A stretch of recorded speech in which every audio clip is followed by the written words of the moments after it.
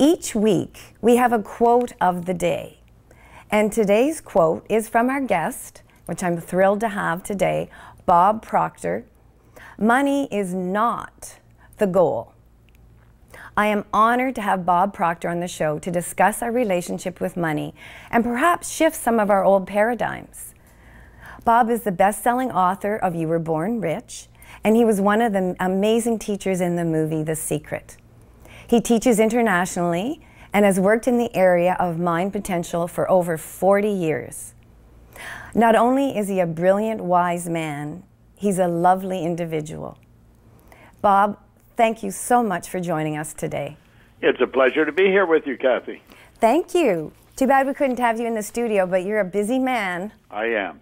Yes. I'm sorry I couldn't make it. I really wanted to, but I'm tied up. I'm not able to. But I understand, and you're heading off to LA soon, so I am. No worries. I'm going to LA, then I'm going to Tel Aviv, then to Cyprus, and then to Auckland, New Zealand, all in about 10 days. Oh my goodness. Do you ever sleep? Busy, periodically. Sleep's overrated, Cathy. I know, absolutely. So Bob, a very common question is, what's the #1 reason people do not have a good relationship with money? Ignorance.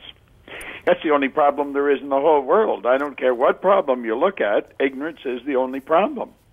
People don't understand money. When I say people, I'm talking people in general, about 90-some% of the population. We've never been taught about money. Mm-hmm. You go to school, they'll teach you economics, but there's all kinds of economists that are broke. They never learned how to earn it. Mm-hmm. If you look in the daily newspaper or look at signs in malls, you'll find all kinds of people who will help you invest it, but you don't find any of them telling you how to earn it. Exactly. So the average person goes through their life and they really never learn how to earn money. That's the problem. You're absolutely right, that's the problem. And in your book, and it's the quote of the day, you say money is not the goal. Well, what is the goal? Well, the goal is to get to a certain place, to provide a certain degree of service. Money is reward received for service rendered.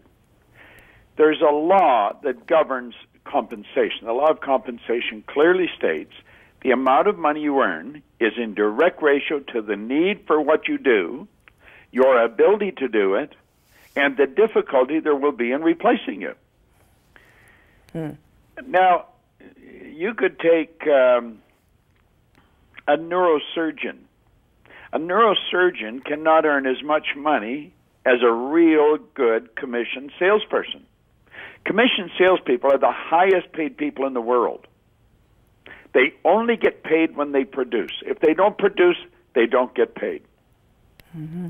Mm-hmm. And so, there's a tremendous need for a person like that. A person that'll go to work selling a product or a service, and they'll cut the deal. The only way I get paid is if I produce. If I don't produce, I don't get expenses, I don't get a salary, I don't get a draw, nothing. Mm-hmm. I don't get any money. But if I do produce, I get paid what I'm worth. They're the highest paid people in the world. Mm-hmm. By contrast, they're also the lowest. Wow. Wow. So Bob, ignorance, you mentioned, was one of the key things. What are some of the paradigms, the belief system that people fall into, in your experience, with regards to money? Well, we're raised to believe that you go to work to earn money. And working is the very worst way to earn money. I know, but seriously, people laugh at that, as you just did. But, you take people that have worked hard all their life, and they've never earned any money. Money gets a bad rap. We're taught that there's, money won't make you happy. Well, it was never meant to make you happy. Money's made to do two things. One is to make you more comfortable, and the other purpose is to extend the service that you render far beyond your own presence. It was never meant to make you happy. You'll find people that haven't got any money are happy, and you'll find people that got all kinds of money that are not happy. Mm-hmm. Mm-hmm. And you'll find some people that haven't got any money that are very sad, and some people that have a lot of money, that are very happy. So it's got nothing to do with whether you're happy or not. It's the service that you render. And we've really got to start to understand it. We don't, we're taught how to trade our time for money. There's 3 strategies for earning money, Cathy. I call it M1, M2, and M3. M1 is the worst strategy in the world. It's the one that most of our parents adopted. It's the one that we're taught. It's where you trade your time for money. You go to work. You're there for a certain period of time. They give you a certain amount of money. They're trading their time for money. Now, there's an inherent problem in that strategy. It's called saturation. You run out of time. So it wouldn't matter how much you were getting an hour, you're going to run out of time. The second strategy is you invest money to earn money. Now, there's only 3%. 96% are in the category of trading time for money. About 3% of the population are investing money to earn money. For very good reason. There's only a small percentage have any to invest, and then even some of them don't know what they're doing, so they make an investment and they lose it all. Right. Well, then the third category is you multiply your time by setting up multiple sources of income. And wealthy people historically have always had, you can go right back to the ancient Babylonians, who were a very wealthy sect of people. They all had multiple sources of income. Now, we could be taught this in school, but we're not. I always say, I have an associate over in Kuala Lumpur that I work with, had a little boy. At 4 years old, the little boy could speak 4 languages. And that's not uncommon in that part of the world. Now, if you can teach a child at 4 languages, you could certainly teach them the basic elements of earning money, but we don't do that. And as a result, about 3% of the population earn about 97% of all the money that's being earned. Wow. And everybody complains, it's out of balance, it's out of balance. Well, anybody can join that 3% group or the 1% group. We have choice. God gave us the ability to choose. We're the highest form of creation on the planet, but we don't understand it, and we don't understand money. That makes total sense to me. Absolutely. Cathy, I was being interviewed for a magazine in, I think it was in L.A. here about a month ago, and it was a good interview. And the guy asked me, he said, "What's the most difficult thing you had to learn about money?" And I said, "How easy it is to earn." And that's a difficult thing to learn because we're raised to believe it is very difficult, and it's not. Yes, yes. Okay, so Bob, in your book, You Were Born Rich, you talk about the image making, and you talk about build your image of prosperity and be persistent, take action. Can you share with the viewers a little bit on that philosophy? Well, I think first of all we start out realize we're spiritual beings. We're God's highest form of creation. All religion and all science teach nothing is created or destroyed. All the knowledge, all the power that there ever was or ever will be is omnipresent. So we've got deep reservoirs of talent and ability within us that we habitually fail to use. We have the ability to build an image in our mind. And when we do that, we flip our mind onto a frequency of thought.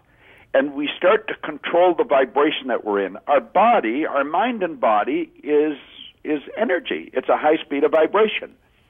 Our brain is an electronic switching station. So as we build an image in our mind, we're activating certain brain cells. We put our entire being in a vibration.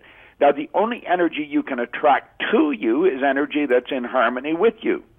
Everyone that has done anything of any consequence will tell you it starts with an image. Solomon said, where there is no vision, the people will perish. Right. Hillary got to the top of the mountain because he could see himself at the top of the mountain. Nobody had ever done it.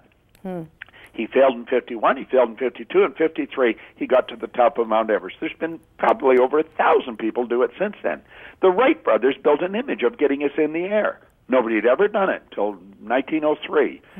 And they got us in the air, and on it goes.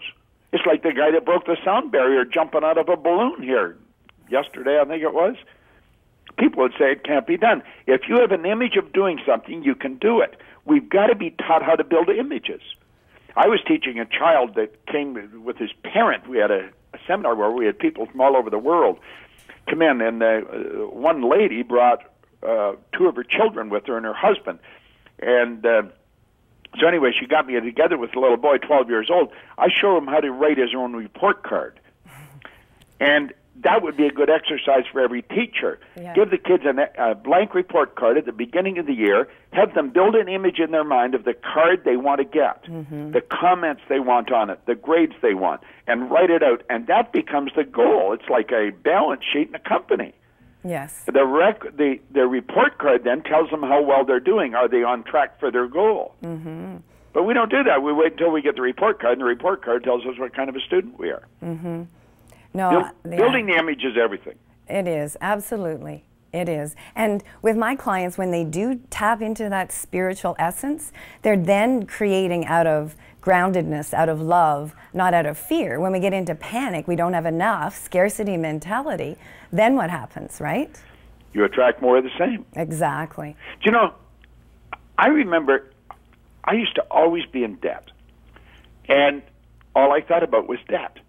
And I started to study this, and I started to realize that every great leader, teacher, avatar, whatever, every one of them, they've been in complete unanimous agreement that we become what we think about. So if a person has a goal of getting out of debt, they're thinking of debt. They'll never get out of debt. We should set up an automatic debt repayment program and then build an image of prosperity. And by holding an image of prosperity, the way will come to us on how to develop it. Yeah. Now, just quickly, we have to take a break in a minute.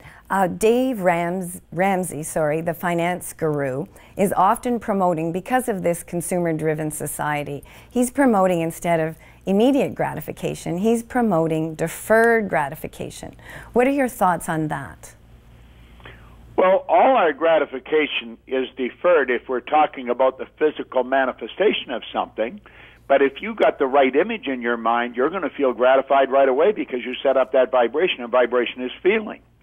I think what he's talking about is build the image now, and you'll get it. You'll get the manifestation of it a little later. It's like, you know, give up the ice cream cone now, get the bicycle later. So depending upon what context he's using it, I would probably agree with him.